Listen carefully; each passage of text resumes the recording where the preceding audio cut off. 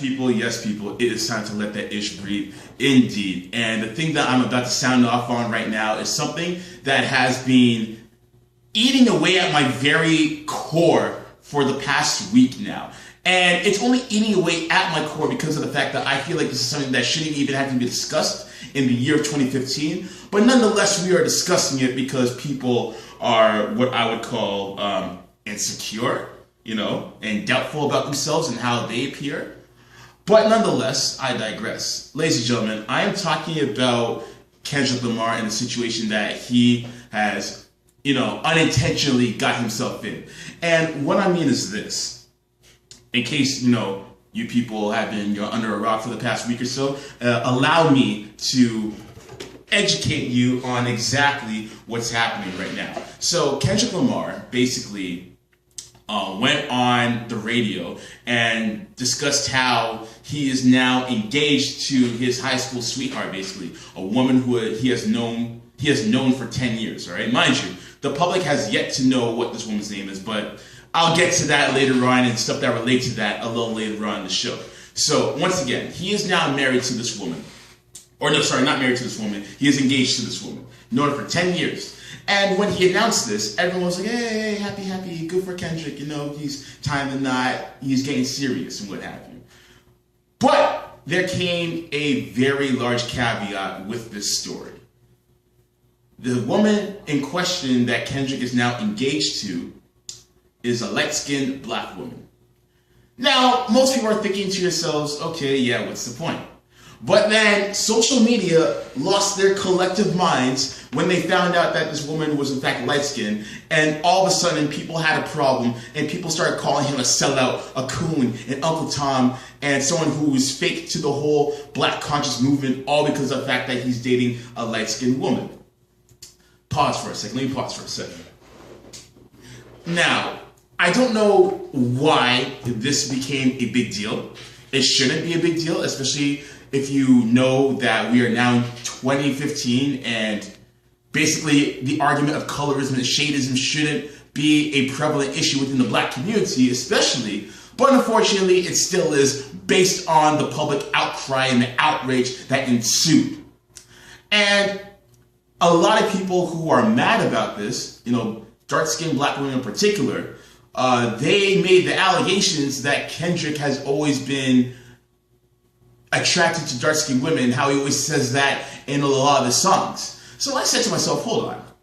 I've been listening to Kendrick Lamar thoroughly for about 3 years now. I've heard 4 full-length projects from him, 1 mixtape, 3 albums, 2 of them were major label albums. And so I decided to go back into the trunk, so to speak, and find these alleged songs that these women are saying that he was talking about his love for dark-skinned women and only dark-skinned women only. So let's go back to his first mixtape, Overly Dedicated. He had songs such as Alien Girl and also She Needs Me and also Opposites Attract. Those 3 songs do not talk about anything in regards to his preference and skin tone. So we're going to scratch that off the bank. Then we're going to go into Section 80, his first album. He had the songs No Makeup, Keisha Song, and Tammy Song. Those 3 songs talk about women and his love for women, and some of them also deal with the trials and tribulations that certain women go through. But not once did he profess his love for dark-skinned women in those songs. So we're going to cross that off of the bank. And then we have his major label debut, Good Kid, Mad City. The only romantic song that he had on that album was Poetic Justice. Now, let's go to Poetic Justice for a second. The video for Poetic Justice, he said in an interview how he wanted the lead female to be a dark-skinned woman because of the fact that it's not something that you see often within a lot of rap videos. He didn't say he prefers dark-skinned women. He just said that he wanted to put them, or put at least one in his video as a lead just because you don't see it often. But in the actual lyrics itself, not once does he say that he prefers dark-skinned women. All right? So we're crossing that off the bank. And then we go to his latest effort, To Pimp a Butterfly.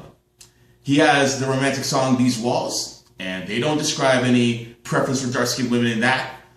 But then you also have a song, which I will play at the end of my diatribe, where he is professing his love for all shades dark, light, or in the middle. That song is called Complexion, and I'll get to that in a moment. So that argument that a lot of people were throwing out there is completely false and completely misconstrued to the fullest extent. So I have no idea what people were talking about when they're saying how he prefers only dark-skinned women, and he said that in his songs as proof.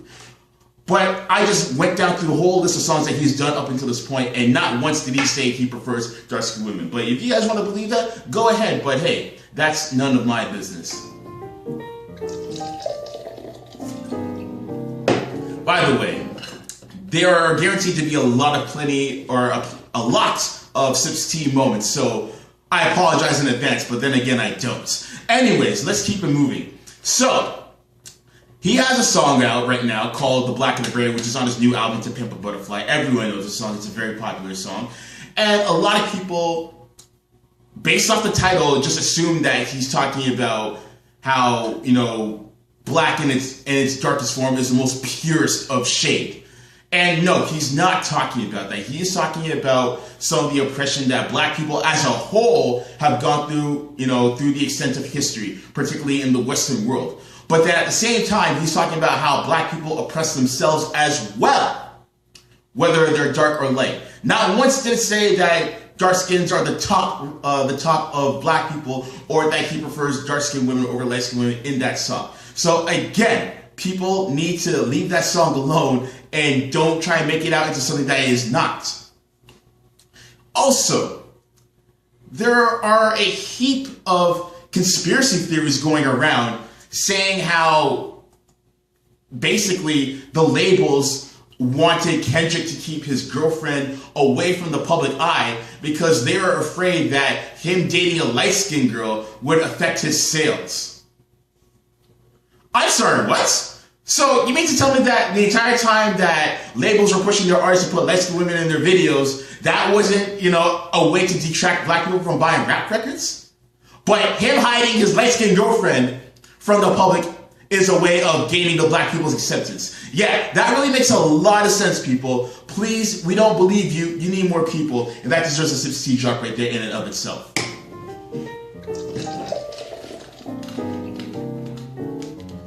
I swear, I don't know what people are coming up with these days. Pardon me, I was sipping a little something right now. I don't know what people are coming up with these days, but that couldn't be further from the truth. Maybe, and just maybe, Kendrick Lamar is a very private person and that he doesn't like to keep certain aspects of his life public. He's very introverted, as you can see in his interviews. And judging by the fact that this is just coming out, maybe, just maybe, he wanted to keep his girlfriend's identity a secret because she doesn't like to be in the limelight. Maybe she is just as introverted and as private as he is. But no, people are going to jump on the bandwagon and say, oh, no, he was hiding her just because he wanted to sell more records. No, you guys are, you conspiracy theorists, you people, I don't know who put 40-ounce liquor in your potion today, but you guys couldn't be further from the truth in that regard. Now, my thing is this right here. As I'm, dissecting this, going into certain conversations with people on social media about this topic and observing their comments, why hasn't anyone brought up the fact that someone like, let's say, I don't know, Kanye West has dumped his high school sweetheart and started dating light-skinned women, and no one complained about that? He dated Selena E. Banks, light-skinned. He dated Amber Rose, light-skinned. And he dated and married Kim Kardashian, who isn't even black. She's white. All right? Never mind Kanye. Let's go over to Big Sean. This guy was engaged at one point in time to Naya Rivera, who is of Latina descent. And then later on, when he broke up with her, he started dating Ariana Grande, who is of Italian descent, which means she's white. But no one gets on Big Sean for dating someone who isn't even black in the first place. But then when we talk about Kendrick Lamar, people are upset at the fact that he's dating a light-skinned girl. I mean, never mind the fact that she's already black anyway. Never mind the fact that she's not a celebrity. And never mind the fact that he's known her for 10 years of his life and he's decided to share the rest of his life with her and doing it the honest way and not just making her a baby mama, 1 out of 5 baby mamas, if anything, or just having kids out of wedlock, period. He actually wanted to do the right thing and made an honest woman out of her and wants her to make an honest man of him. But no, people are mad at the fact that she's light-skinned. Keep in mind, there are so many problems going on in the world right now. We have a 50-year-old man who got shot in the back 8 times by a police officer in North Charleston, South Carolina. But we're out here talking about Kendrick and how he's dating a light-skinned girl. Please. This is absolutely disgusting, people. We have so much to worry about in this world. I mean, police brutality is at an all-time high, it seems like, because of the use of social media. But no, we're out here talking about the fact that there's so much public outcry from the black community about the fact that Kendrick Lamar is dating a light-skinned female. Tell me something, ladies. Would you be mad if Kendrick Lamar wasn't a celebrity? If he was just some regular 5'5", nappy-headed, big-eared, having black guy who was interested in light-skinned girls? Would you be mad at that? I'm sure you wouldn't be because of the fact that he's not a celebrity. I mean, there's so many people that I come across who match Kendrick's physical appearance, and girls give them zero play whatsoever because they're short, or whatever the case may be. They may not meet the physical standards overall. But because it's Kendrick Lamar, a celebrity, now everybody wants to catch an attitude. It's absolutely ridiculous. And I think people should keep in mind the fact that a lot of rappers would go the typical celebrity route and just date a celebrity. But then this guy's actually sticking with the one who held him down the most through all the trials and tribulations. We should be happy about that. There are so many black girls who complain about guys not being faithful, not sticking around, and not sticking to the one that holds them down day in and day out. Kendrick finally does that, but because the girl in question is light-skinned, they have a problem with it.